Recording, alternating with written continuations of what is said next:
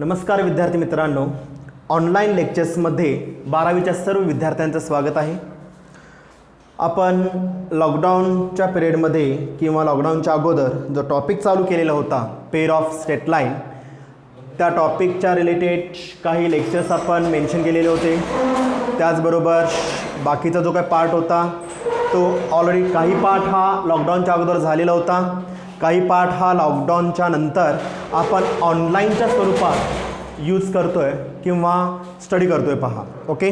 आता ह्या पार्टमध्ये जो काय पार्ट आपण स्टडी केलेला आहे त्याच्यामध्ये नॉर्मल एक्झाम्पल्स, त्यानंतर various types of the lines, त्याचबरोबर अजून तर त्याच्यामध्ये पाहिलात तर रिव्हिजनल टाईपचे काही एक्झाम्पल्स आपण कवर केलेले होते सुरुवातीला.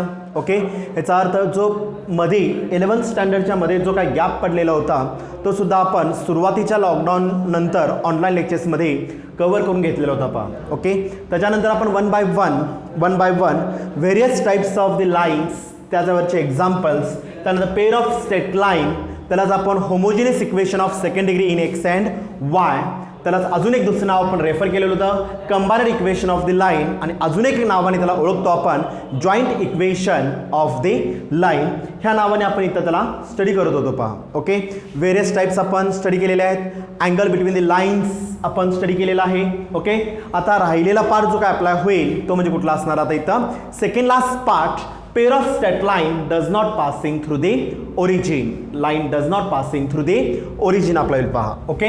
आता फॉर एक्झाम्पल तुम्हाला दोन लाईन्स दिलेले आहेत, पहिल्या पार्टमध्ये सुद्धा line passing through the origin, line does not passing through the origin म्हणजेच line passing through the point, आणि त्याच्या दोन कंडिशन्स आपण प्रोव्हाइड केलेल्या होत्या. सेम टाईप आपण आता इथं सेपरेटली स्टडी करायचं आहे आपल्याला. Combined equation does not passing through the origin. For example he line L1 आहे, ही लाईन L2 अप्लाय होईल. पहा, ओके. ही जी काय पहिली लाईन आपण रेफर केलेली आहे हा वाय ॲक्सिस अप्लाय होईल, हा सिमिलरली हा काय असणार तुमचा इथं एक्स ॲक्सिस आहे. ही लाईन L1, ही लाईन काय असणार तुमच्या आता इथं L2, किंवा काय नोट्समध्ये आपण UVच्या भाषेत किंवा UV फॉर्मॅटमध्ये स्टडी केलेलं आहे. पहा, ओके. ओरिजिन अप्लाय होईल. आता दोन सेपरेट इक्वेशन्स जर does not passing to origin असतील तर रिक्वायर्ड कंबाइंड इक्वेशन किंवा joint equation it is not also a passing through the origin. ह्यालाच काय म्हणतो आपण? रिक्वायर्ड लाईन म्हणणार आहे. पहा, रिक्वायर्ड लाईन अप्लाय होईल. रिक्वायर्ड लाईन काय असणार आहे सांगा पाहू? It is the combination of this two lines, L1 L2 exactly equal to 0. जो पहिल्या पार्टमध्ये आपण लाईनचा प्रकार जो स्टडी केलेला आहे तोच प्रकार आपण इथं यूज करणार आहोत. L1 L2 is equal to 0 आपल्याला. पहा, ओके. आता पहिल्या लाईनचं L1चं इक्वेशन मी रेफर करतोय, a1x plus b1y plus c1. का तर रिझन काय असणार आहे? Line does not passing through the origin आहे. तसे मी L2चं एक इक्वेशन रेफर करतोय, a2x plus b2y plus c2 exactly equal to 0. L1चं equation line does not passing through the origin आहे. L2चं सुद्धा equation line does not passing through the origin apply होईल. आता दोन्ही लाईनचा वापर करून आपल्याला रिक्वायर्ड लाईन इस्टॅब्लिश करायचं किंवा कॅल्क्युलेट करायचं आहे. पहा, ओके. फॉर एक्झाम्पल आता मी ते रेफर करतोय. पहा, let the given equation of the lines are, दोन इक्वेशन आपण रेफर केलेले आहेत. L1 it gives value, refer करतो L1 ची value a1x plus b1y plus c1 exact equal 0. Equation number मी 1 रेफर करणार आहे. L2 इट गिव्स, L2 पण रेफर केलेला आहे a2x plus b2y plus c2 exact equal 0. Equation number 2 आपल्याला. पहा, इक्वेशन नंबर 2 आपल्याला. आता मला सांगा L1 आणि L2 हे काय असणार आहेत? दोन separate equation of the lines आहेत. रेफर करा. देअरफॉर इथे स्टेटमेंट येणार आहे इथं the line L1 and L2 किंवा the lines L1 and L2 are the काय ते दोन are the two separate equations,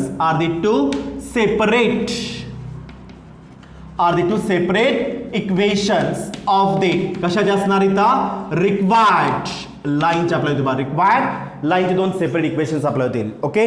by the given condition, same condition me follow करणार आहे. जर दोन सेपरेट इक्वेशन जर तुम्हाला प्रोव्हाइड केलेले असतील तर रिक्वायर्ड कंबाइंड इक्वेशन रेफर काय होणार आहे? पहा, आता इथं खाली रेफर करू शकतो आपण. Therefore the required combined equation is given by किंवा इज कॉमन खालच्या लाईनला रेफर करू शकतो आपण इथं दोघांचं combination L1 L2 is equal to 0 L1 L2 is equal to 0 ही स्टेप तुमचं लाईनचं nature passing to the origin असू दे किंवा लाईनचं nature does not passing to the origin असू दे हे दोन्ही पार्ट्स तुम्हाला इथं काय करायचे तिथं मेन्शन करायचे दोन्ही पार्ट्समध्ये सेम कंडिशन अप्लाय होईल it is the linear combination of this two lines L1 L2 is equal to 0 okay आपण L1 ची व्हॅल्यू ऑलरेडी रेफर केलेला आहे इक्वेशन 1 मध्ये L2 ची व्हॅल्यू ऑलरेडी मी रेफर केलेलं इक्वेशन 2 मध्ये अप्लाय करा ना बाय 1 and 2 काय येणार पहा therefore a1x plus b1y plus c1 multiple with a2x L2 ची value plus b2y plus c2 exact equal to right side च्या व्हॅल्यूज इज इक्वल लेफ्ट साइडच्या व्हॅल्यूज इज इक्वल राईट साइडच्या values मी इथं refer करणार आहे पहा ओके आता सांगा इथं मला ऍक्च्युअल काय असणार आहे सेम पार्ट फॉलो होणार आहे दोन प्रॉडक्ट्स आहेत दोन फॅक्टर्स आहेत दोन फॅक्टरच्या मधला अल्जेब्रा कुठला आहे तर मल्टिप्लिकेशन तर पहिला फॅक्टरनं दुसऱ्या फॅक्टरला काय करावं लागेल मल्टिप्लाय करावं लागेल by using distributive law by using distributive law पहिला ब्रॅकेटनं दुसऱ्या ब्रॅकेटला काय करायचं आपल्याला मल्टिप्लाय करायचं आहे कंडिशन काय येणार पहा therefore a1x multiple with second bracket remains same a2x plus b2y plus c2 okay addition with plus minus असेल तर मायनस मध्ये रेफर होईल काय ना second value b1y multiple with काय ना व्हॅल्यू इथं a2x plus b2y okay plus c2 okay plus minus असेल तर मायनस थर्ड टर्म इथं प्लस c1 आहे plus c1 multiple with same second bracket remain same a2x plus b2y plus c2 exact equal value 0 ह्या स्टेपमध्ये आपण काय केलेलं आहे बाय युझिंग डिस्ट्रीब्युटिव्ह लॉ पहिल्या ब्रॅकेटनं आपण दुसऱ्या ब्रॅकेटला मल्टिप्लाय करून घेतलेलं आहे पहा ओके परत अल्जेब्रा कुठला दिसतो आपल्याला मल्टिपल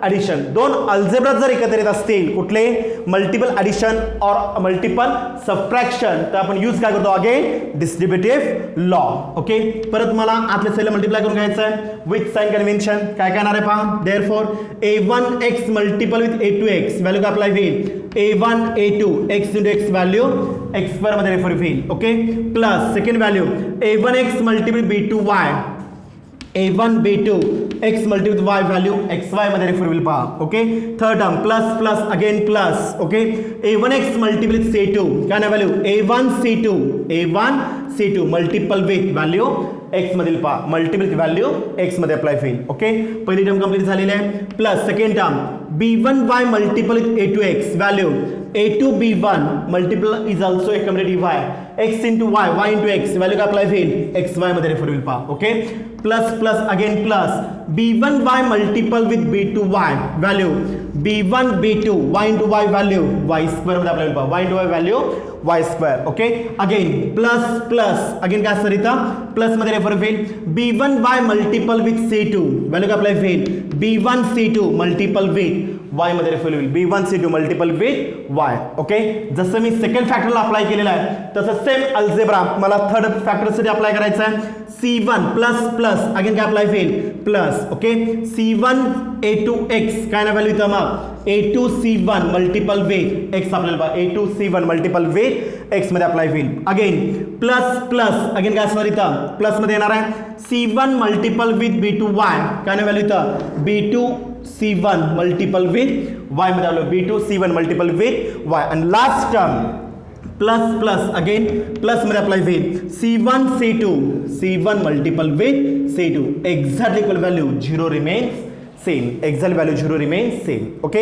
ऍक्च्युअल ह्या अल्जेब्रामध्ये काय केलेलं आहे पहा आपण दोन फॅक्टर्स आहेत ते दोन फॅक्टर्स काय केले आहेत आपण मल्टिपलमध्ये यूज केलेले आहेत पहा ओके पहिल्या ब्रॅकेटनं दुसऱ्या ब्रॅकेटला मल्टिप्लाय केलेला आहे ओके त्याच्यानंतर अगेन बाय युझिंग डिस्ट्रीब्युटिव्ह लॉचा वापर करून आपण रिॲडजस्टमेंट अप्लाय केलेली आहे आता इथं मी 3 कलर्स वापरतोय मला एक्स स्क्वेअरच्या टर्म्स वाय स्क्वेअरच्या टर्म्स एकत्र करायचे आहेत एक्स स्क्वेअरच्या जर टर्म्स तुम्ही पाहिला तर फक्त 2च आहेत पहा सॉरी एक्स स्क्वेअरच्या टर्म्स फक्त एकच आहे पहा a1 a2 x स्क्वेअर अजून कुठे दिसतं का आपल्याला नाही दिसत. सिमिलरली जसं x स्क्वेअरची एकच टर्म आहे तसं सिमिलरली y स्क्वेअरची सुद्धा एकच टर्म आहे b1 b2 y square. But आता जर पाहिलात x y चे टर्म्स मला एकत्र करायचे आहेत. काय काय एकत्र करायचं पहा.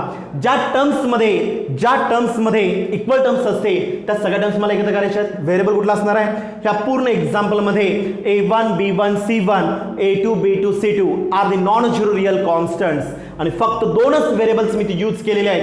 फक्त दोनच व्हेरिएबल्स. कुठले दोन व्हेरिएबल्स असणार इथं x आणि y च्या टर्म्स पहा. ओके आता मी कलरने मेन्शन करतो पहा a1 b2 xy individual term single term आहे पहा. ओके अजून कुठे दिसतं आपल्याला a2 b1 xy ह्या दोन्ही टर्म्स मला एकत्र करायचे आहेत. ओके पहिली term remain same no change. काय ना व्हॅल्यू इथं a1 a2 x square a1 a2 x square. Okay plus आता सेकंड टर्म एक्स वाय चे टर्म्स मी एकत्र केलेले आहेत. काय काय येणार पहा a1 b2 xy addition with second term a2 b1 xy xy. Okay मला डिक्रीजिंग ऑर्डरमध्ये यायचं आहे. एक्स वाय पॉवर किती असणार आहे x ची पॉवर 1 y ची power 1. Okay x square power किती असणार इथं 2 आहे पॉवर अगेन 2 आली पहा. थर्ड टर्म मला रिक्वायर असणार इथं y स्क्वेअरची इंडिव्हिज्युअल टर्म आहे पहा प्लस काय ना व्हॅल्यू इथं b1 b2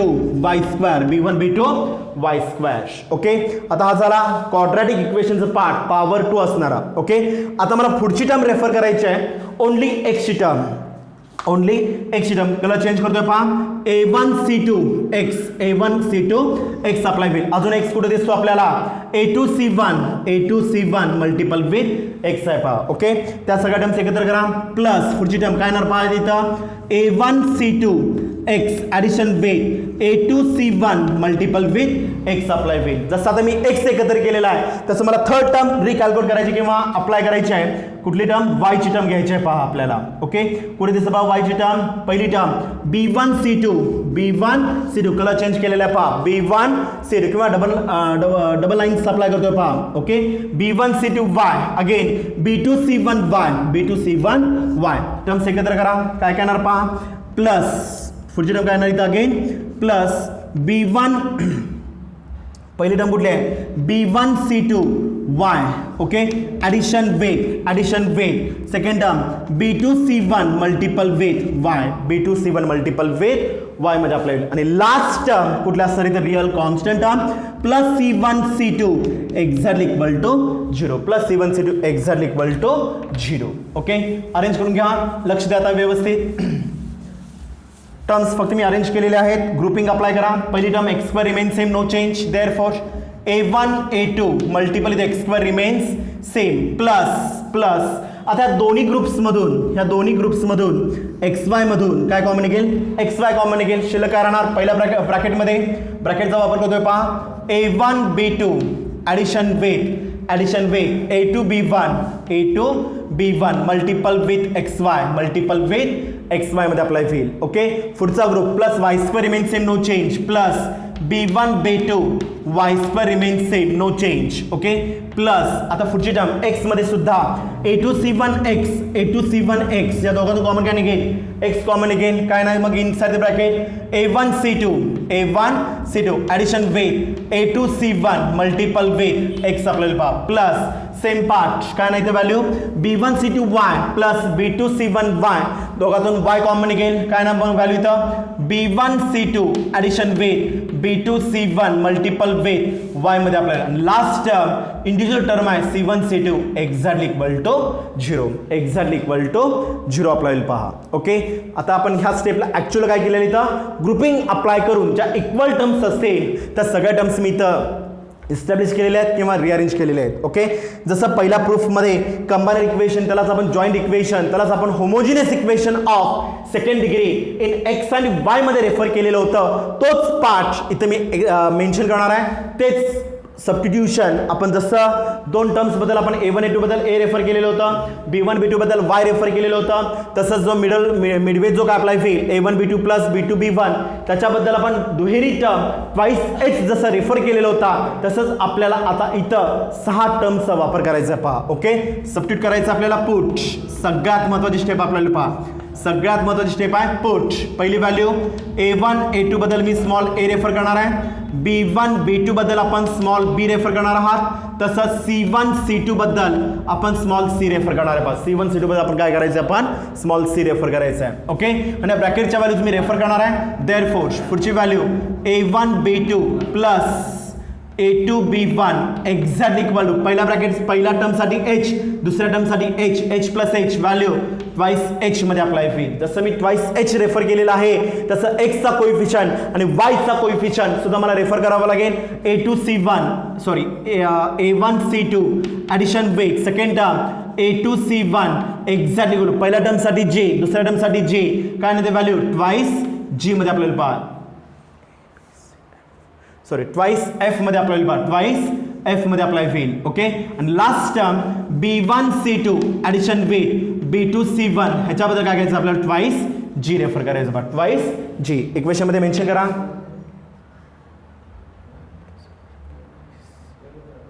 नाही, वरती g पाहिलं आणि खालती f पाहिलं पहा, g आणि वरती खालती साईडला काय रेफर केलेलं आपण f रेफर केलेलं आहे पहा. ओके, अप्लाय करा. इनिशियल लेटर प्रमाणे जायचं आपल्याला A B C A B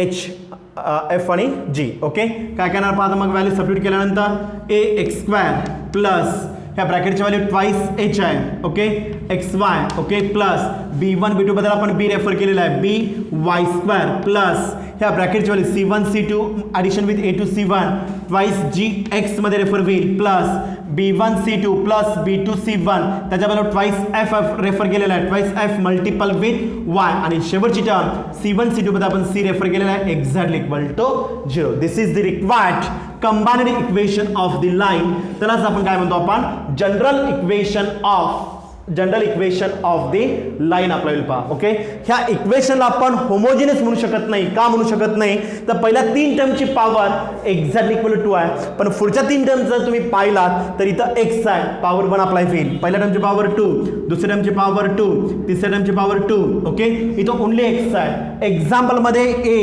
h b g f आणि c are they non zero real constants आहेत, नॉन झिरो रिअल कॉन्स्टंट. फक्त 2च व्हेरिएबल्स यूज केलेले आहेत आपण, x आणि y.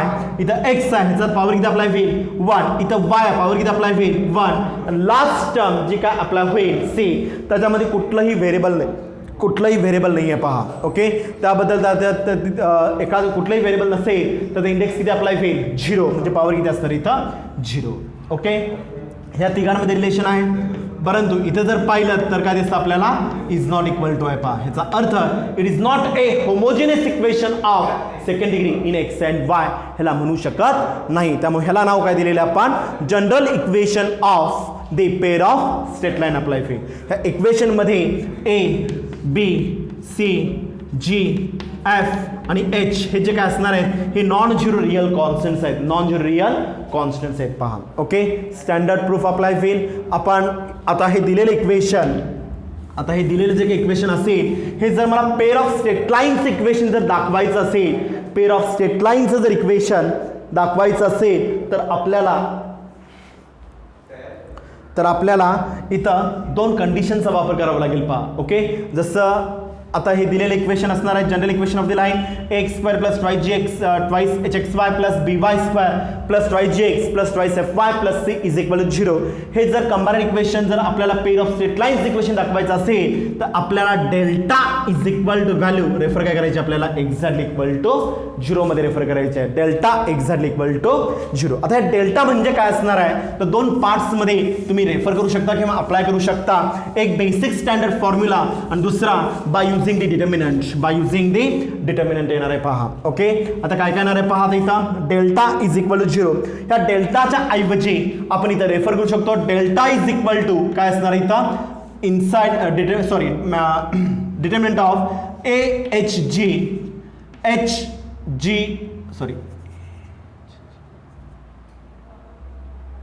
HBF आणि GFC हा स्टँडर्ड डिटर्मिनंट जो काय असेल हा डिटर्मिनंट तुम्हाला तोंडपाठ करावा लागेल किंवा तर by using the basic standard formula ABC plus twice FGH okay minus काय असणार व्हॅल्यू इथं AF square minus BG square minus CH square exactly equal to 0. म्हणजे डेल्टाच्या दोन व्हॅल्यूज तुम्ही त्या रेफर करू शकता पहा. डेल्टाच्या दोन व्हॅल्यूज एक तर डिटर्मिनंटची व्हॅल्यू किंवा by using the basic standard formula ABC plus twice FGH minus AF square minus BG square minus CH square ह्या दोन व्हॅल्यूजचा वापर करून जर त्या डिटर्मिनंटची व्हॅल्यू किंवा या स्टँडर्ड फॉर्म्युलाची व्हॅल्यू जर 0 असेल तरच दिलेलं इक्वेशन हे represent a pair of straight line apply होईल. म्हणजे कंडिशन काय झाली पहा. देअरफोर दॅट इज काय ना पाहता इथं डेल्टा इज इक्वल टू 0 आहे. ह्याचा the determinant of AHG HBF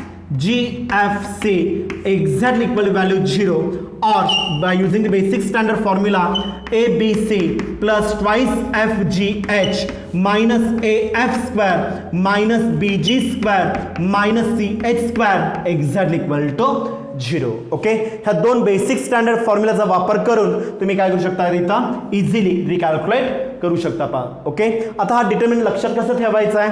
bye using the basic एक स्टेटमेंट तुम्ही इथं अप्लाय करू शकता.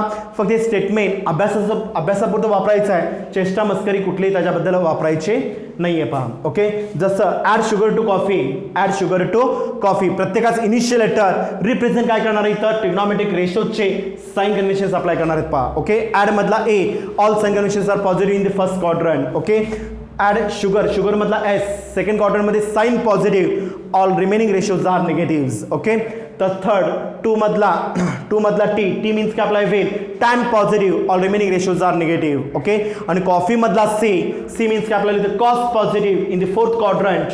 त्यामुळे काय असतं इथं कॉस पॉझिटिव्ह असणार बाकीचे all ratios are negative apply होतील. ओके सेम पार्ट ह्या स्टेटमेंटसाठी सुद्धा वापरू शकता. A happy girl having beautiful face going for college. Okay प्रत्येकाचं इनिशियल लेटर म्हणजे हा डिटर्मिनंट अप्लाय होणार आहे पहा. ओके ए हॅपी मधला H गर्ल मधला J हॅव्हिंग मधला H ब्युटिफुल मधला B फेस मधला F गोइंग मधला J फेस मधला F गोइंग फॉर मधला F आणि कॉलेज मधला C. म्हणजे प्रत्येकाचा इनिशियल लेटर तुम्ही तर रेफर काय करू शकता इथं डिटर्मिनंट अप्लाय करू शकता पहा. ओके आता जर खालचा रिझल्ट जर तुम्ही पाहिला तर ऍक्च्युअल काय असणार आहे हा जो काय 3/3चा जो डिटर्मिनंट दिलेला आहे तो सॉल्व केल्यानंतर तुम्हाला हीच व्हॅल्यू मिळणार आहे. ABC plus twice FGH minus AF square minus BG square minus CH square exactly equal to 0. Okay एकतर डिटर्मिनंट पार्ट करा अदरवाइज बेसिक स्टँडर्ड फॉर्म्युला. समजलं का पहा. ओके आता डिटर्मिनंटची व्हॅल्यू 0 जर तुम्हाला दाखवायचं असेल तर by using the basic standard loss किंवा प्रॉपर्टीचा वापर करून सुद्धा तुम्ही डिटर्मिनंटची व्हॅल्यू 0 दाखवू शकता.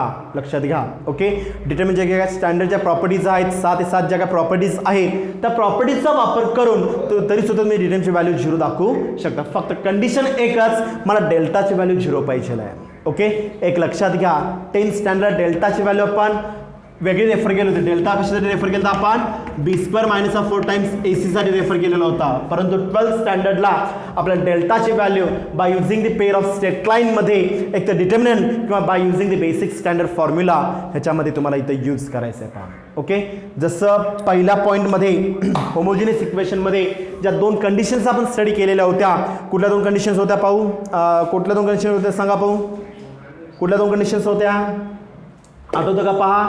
दोन कंडिशन्स आपण स्टडी केलेल्या होत्या. कुठल्या दोन कंडिशन्स एक पॅरलोलिझम आणि दुसरं परपॅन्डिक्युलरिटी. ओके पॅरलोलिझम जर असेल तर डेल्टा इज पॅरलोलिझम जर असेल तर H square minus of AB exactly equal 0 if the two lines are parallel to each other जर असेल तर H square minus AB is equal to 0 मध्ये रेफर केलं आपण. ओके आणि जर if the two lines are mutually perpendicular to each other जर दोन लाईन्स एकमेकांना परपॅन्डिक्युलर जर असतील तर कंडिशन रेफर केलेली होती आपण A plus B exactly equal to 0.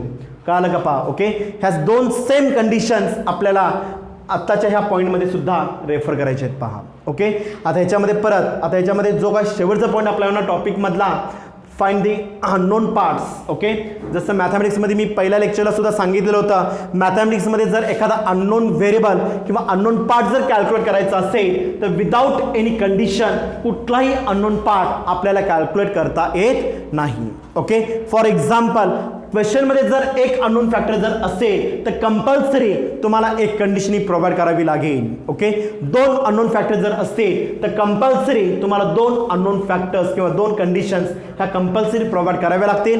Otherwise तुम्हाला अननोन फॅक्टर कॅल्क्युलेट करता येत नाही. हा टॉपिकचा शेवटचा पॉईंट आपल्याला पहा. ओके, ओके, आता ह्या थेरीवर आधारित आपण एक एक्झाम्पल घेणार आहोत. ओके, लक्ष द्या. थोडंसं रिवाइज करतोय. General equation of the line काय ना सांगा पाहू. जर separate equation of the line जर असेल, 2 सेपरेट इक्वेशन किंवा नॉर्मल इक्वेशन जर असेल तर जनरल इक्वेशन काय असणार इथं, x plus b y plus c exactly equal to 0. Okay, आणि जर पेअर ऑफ स्ट्रेट लाईन मध्ये जर विचारलं तर पेअर ऑफ स्ट्रेट लाईन मध्ये general equation of the line काय असणार आहे, तर general equation of the line काय येणार इथं मग ax² plus twice hxy plus by² plus twice gx plus twice fy plus c is equal to 0. हे क्वेश्चन किंवा हे इक्वेशन तुम्हाला कंपल्सरी तोंडपाठच करावं लागेल. पहा. ओके, आता दिलेल्या इक्वेशन मध्ये, आता हे दिलेले जर इक्वेशन 11वीला आपण एक टॉपिक स्टडी केलेला होता सर्कल. त्या सर्कलमध्ये जर जनरल इक्वेशन ऑफ द सर्कलला जर दिलेलं pair of straight lines equation mention करायचं असेल तर मला 2 व्हॅल्यूज काय लागणार आहेत आपल्याला इथं, नको आहेत किंवा कॅन्सलेशन मध्ये लागणार आहेत. पहा. Okay, general equation of the line, general equation of the circle काय होतं पहा, x² plus y² plus twice gx plus twice gx plus twice fy plus c is equal to 0. Okay, हे इक्वेशन कशाचं होतं, जनरल इक्वेशन ऑफ द सर्कलचं होतं. पहा. Okay, आणि वरचं इक्वेशन कशाचं असणार इथं, general equation of pair of straight line, general equation of pair of straight line. आणि पहिलं इक्वेशन जे काय मेन्शन केलेलं आपण general equation of the line. पहिल्या आणि दुसऱ्या क्वेश्चन मध्ये किंवा पहिल्या आणि दुसऱ्या इक्वेशन मध्ये फरक काय असणार आहे, सेकंड इक्वेशन जे काय रेफर केलेलं आहे आपण general equation of pair of straight line आपल्याला पहा. ओके, आणि पहिलं नॉर्मल स्ट्रेट लाईन्स इक्वेशन हे जनरलचं अप्लाय केलं. ओके, आता दिलेलं pair of straight lines equation जर मला सर्कलला जर अप्लाय करायचं असेल, जर दिलेलं pair of straight lines equation जर मला सर्कलला जर अप्लाय करायचं असेल तर कुठल्या 3 गोष्टी किंवा कुठल्या 3 टर्म्स मला रिक्वायर्ड आहेत किंवा कुठल्या 2 टर्म्स आपल्याला रिक्वायर्ड आहेत. पहा. ओके, फर्स्ट, ओके, इक्वेशन मध्ये ए आणि बी काय असणार इथं x² प्लस y² आहे, याचा x² प्लस y² जर अप्लाय होईल, the coefficient of the x² and y² are unity. आणि हा युनिटी कधी आणू शकतो आपण, जर दिलेल्या पेअर ऑफ स्ट्रेट लाईन मध्ये, जर दिलेल्या पेअर ऑफ स्ट्रेट लाईन मध्ये x² आणि y² चा कोएफिशिएंट, x² आणि y² चा कोएफिशिएंट जर इक्वल असेल तर, म्हणजे पहिली कंडिशन काय झाली इथं, मला a is equal to b पाहिजे. पहा, सीरीज साठी कंपल्सरी विचारला गेलेला क्वेश्चन आहे. पहा, बऱ्याच वेळा विचारलेला आहे. ओके, जर general equation of the pair of straight लाईनचं equation general equation of the सर्कलला जर मला इस्टॅब्लिश करायचं असेल तर 2 कंडिशन्स पाहिजे आहेत. त्यातली पहिली कंडिशन काय झाली इथं, a is equal to b, coefficient of the x² and y² are unity करण्यासाठी मला दोन्ही टर्म्स इक्वल किंवा एकच पाहिजे आहेत. ओके, सेकंड टर्म, इक्वेशन मध्ये कुठेही xy ची मिरर टर्म नाही आहे. पहा, xy कॉम्बिनेशन मध्ये नाही आहे. याचा अर्थ xy बिकम्स 0, पण xy बिकम्स 0, xy आपण 0 करू शकत नाही. पण xy च्या ऐवजी त्याचा कोएफिशिएंट कुठला असणार इथं, h आहे. पहा, म्हणजे सेकंड कंडिशन काय लागणार आहे मला इथं, h इज अब्सेंट. ह्याचा अर्थ h एक्झॅक्टली इक्वल टू काय लागणार आपल्याला इथं, 0 पाहिजे. पहा. ओके, h इज इक्वल 0 जर असेल म्हणजे या 2 कंडिशन्स जर सॅटिस्फाय झाला तर दिलेलं pair of straight lines equation आपण सर्कलला काय करू शकतो, ते सर्कलला आपण अप्लाय करू शकतो. कळलं का? पहा, कुठल्या 2 conditions, a is equal to b आणि दुसरी condition h is equal to 0. Okay, अजून ह्याच्यामध्ये एक पार्ट अप्लाय होणार आहे. अजून एक ह्याच्यामध्ये एक पार्ट अप्लाय होणार आहे. कुठला पार्ट येणार पहा, सांगा पाहू इथं. जर दिलेलं इक्वेशन हे रिअल डिस्टिंक्ट किंवा रिअल अँड डिस्टिंक्ट किंवा कंडिशनमध्ये जर अप्लाय करायचं असेल तर फर्स्ट कंडिशन जर h² minus of ab exactly equal 0 जर येत असेल, first condition h² minus of ab exactly equal 0 जर येत असेल तर कंडिशन काय अप्लाय होईल, काय ना कंडिशन मगाशीच आपण अप्लाय केलेला आहे. पहा, काय केलेलं आपण apply, h² minus of ab is equal 0 येत असेल तर represent a pair of straight line, represent a pair of parallel lines apply, represent a pair of parallel lines apply. पहा, h² minus of ab is equal to 0. Okay, second condition. आता मला सांगा h² minus of ab is equal value काहीतरी present आहे, value काहीतरी present आहे. For example second condition h² minus of ab value positive असेल तर आपण रेफर काय करणार, ग्रेटर दॅन 0. रेफर काय करणार ग्रेटर दॅन 0. व्हॅल्यू जर निगेटिव्ह असेल h square minus of ab is less than 0. बरोबर आहे का पहा. ओके, जर व्हॅल्यू ग्रेटर दॅन 0 असेल तर real and distinct root apply होईल पहा. Real and distinct root apply होईल. कळलं का पहा. Okay, real and distinct. का रिअल अँड डिस्टिंक्ट येणार आहे? कारण की इनसाइड द स्क्वेअर रूट जर पाहिला तर tan थीटाचा रिझल्ट काय सांगतो आपल्याला? Inside the square root h square minus of ab ची टर्म आहे. 2 times square root of h square minus of ab divided by a plus b. Angle काढताना आपण inside the square root h square minus of ab चा part apply करतोय. Okay, आता इथं value greater than 0 आहे, ह्याचा always positive आहे. ह्याचा अर्थ इनसाइड द स्क्वेअर व्हॅल्यू काय झाली? Always positive. पॉझिटिव्हचं स्क्वेअर रूट मी इझिली रिकॅल्क्युलेट करू शकतो. बट इथं कंडिशन एक अप्लाय होईल, h square minus of ab is less than 0. Less than 0 चा अर्थ काय अप्लाय होईल? Negative value. लेस दॅन 0 चा अर्थ काय अप्लाय? Negative value. आता जर व्हॅल्यू निगेटिव्ह असेल, आता मला सांगा 11th स्टँडर्डला आपण कॉम्प्लेक्स नंबर स्टडी केलेला आहे, त्याच्यामध्ये जर इनसाइड द स्क्वेअर रूट जर निगेटिव्ह व्हॅल्यू येत असेल, इनसाइड द स्क्वेअर रूट जर निगेटिव्ह व्हॅल्यू येत असेल, तो आपण रिप्लेस कशामध्ये केलेला होता? Imaginary part. For example inside the square root of 5 आलेला आहे, -5 येत असेल तर हा -5 आपण रिप्लेस केलेला होता. पहा, इनसाइड द स्क्वेअर ऑफ -5 जर येत असेल तर inside the square of normal mathematics मध्ये मी अरेंजमेंट करतो इथं 5 multiple with -1 without any changing काय करू शकतो आपण? टर्म्स रिप्लेस करू शकतो. पहा, ओके, what is the result of rules of the इंडायसेसचा मी वापर करणार आहे. मला सांगा बेसिक स्टेप मध्ये काय फरक पडला का? अल्जेब्रा कुठला आहे? मल्टिपल मध्ये. गुणाकारामध्ये प्लस मायनस आन्सर -5 1 जार 5 एके 5 5 रिमेन्स सेम. ओके, पण स्क्वेअर ऑफ -5 आपल्याला रिकॅल्क्युलेट करता येत नाही, तर मी रिअडजस्टमेंट करून घेतलेले आहे. स्क्वेअर ऑफ ab चा रिझल्ट रूल्स ऑफ द इंडायसेसचा मी वापर करणार आहे. स्क्वेअर ऑफ 5 स्प्लिट करणार, दोघांना इक्वली डिस्ट्रीब्यूट करणार आहात. Multiple square of -1. ओके, म्हणजे निगेटिव्हचं काम काय केलं आपण? पॉझिटिव्ह मध्ये रेफर करून घेतलेला आहे. पहा, okay, is equal to square of 5 remain same. आणि हा जो काय स्क्वेअर ऑफ -1 आहे हा आपण इमॅजिनरी पार्टला रिप्लेस करणार आहात स्मॉल आय मध्ये. लक्षात घ्या. Okay, small I. ह्याचा अर्थ जर व्हॅल्यू निगेटिव्ह मध्ये येत असेल, h square minus of ab less than 0 असेल तर मिळणारा रूट हा काय असणार? इथं इमॅजिनरी आपल्याला. पहा, ओके, मिळणारा रूट हा काय असणार? इथे इमॅजिनरी. इथं काय मिळणार आपल्याला? रिअल. इथं काय मिळणार आपल्याला? पॅरलल. आणि इथं काय मिळणार आपल्याला?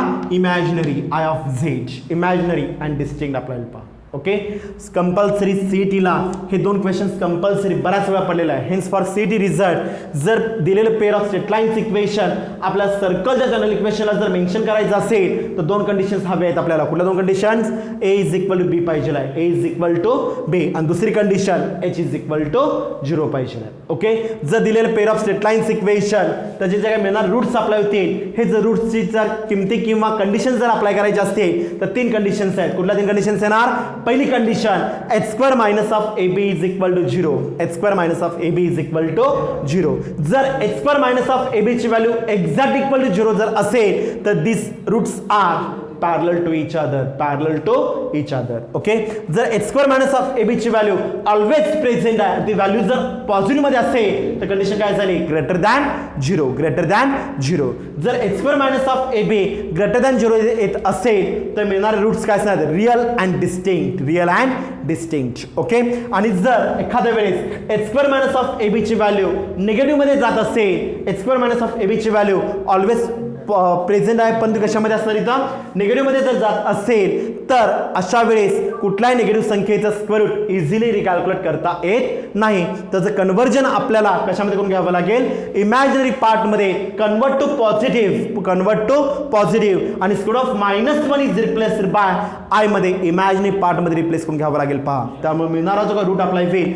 h square minus of ab less than 0 जर येत असेल तर तो त्याचे रूट्स कसे असणार आहेत? इमॅजिनरी अँड डिस्टिंक्ट आपल्याला. पहा, इमॅजिनरी अँड डिस्टिंक्ट अप्लाय होईल.